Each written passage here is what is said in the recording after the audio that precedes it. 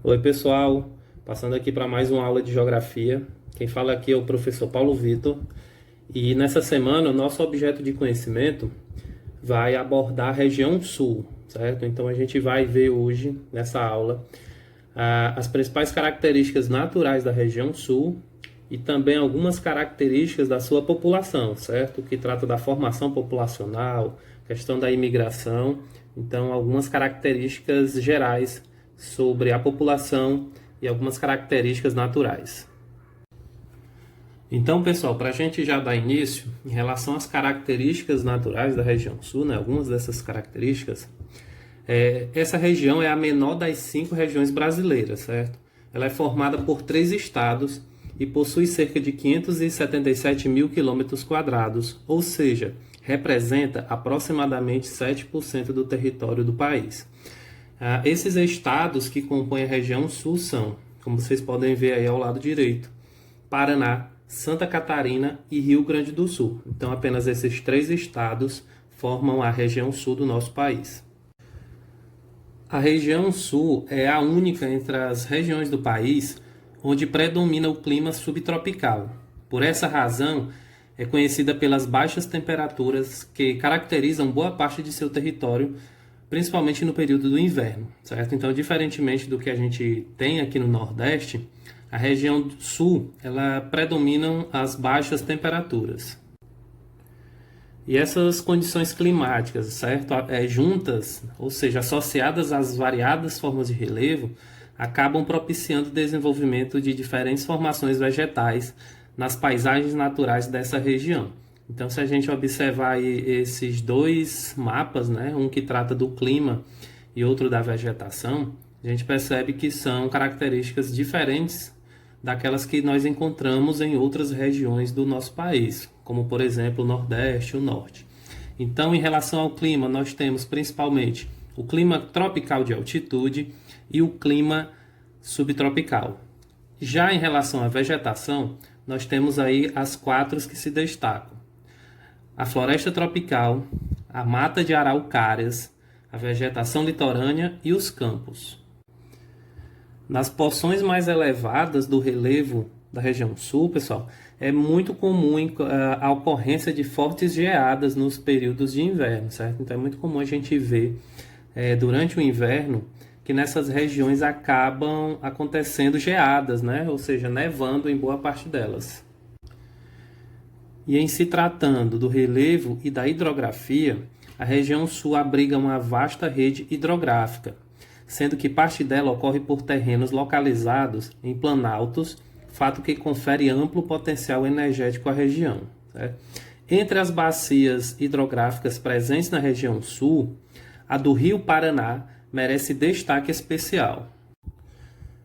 Os rios dessa bacia abrigam no seu conjunto cerca de 176 usinas hidrelétricas, que correspondem por praticamente 59% de toda a produção nacional de hidroeletricidade, ou seja, toda a energia elétrica gerada a partir dessas usinas hidrelétricas, 59% delas são produzidas somente na região sul. Então daí vocês tiram a importância dessa hidrografia para todo o nosso país.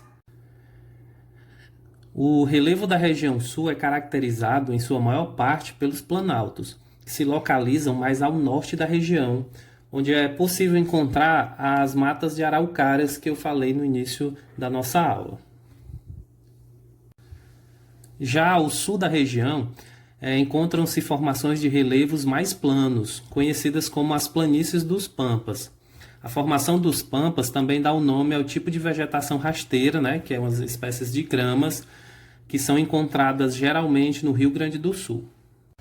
Já em relação à população dessa região, após a chegada dos portugueses ao Brasil lá no século XVI, poucas áreas da região sul foram povoadas por colonizadores europeus. Até o início do século XIX, a população era constituída principalmente por povos indígenas e a maior parte do território da região era encoberta por mata nativa. As áreas povoadas por esses povos durante esse período consistiam em pequenos povoados localizados junto ao litoral e algumas áreas da campanha gaúcha, onde se praticava a criação extensiva de gado. O povoamento da região sul por europeus ocorreu a partir do século XIX, quando o governo brasileiro, procurando defender seu domínio sobre essa porção do país e diante dos interesses de países vizinhos, como Argentina, Paraguai e Uruguai, passou a promover programas de incentivo à imigração europeia voltados para essa região. De modo geral, os imigrantes foram atraídos para o Brasil em busca de uma vida melhor, já que naquele período muitos países da Europa conviviam com problemas socioeconômicos como guerras e desemprego. Os principais imigrantes que vieram para o Brasil foram os alemães, italianos e eslavos. Então, como a gente pode ver aí no mapa, esses povos, né, foram os principais que povoaram a região sul. Então, nós temos aí os eslavos, os alemães, os italianos e os mistos, certo? Que são povos de outros locais. Os japoneses também participaram da colonização da região sul. Por volta da metade do século XX, esse grupo de imigrantes se dirigiu principalmente para a porção norte do estado do Paraná.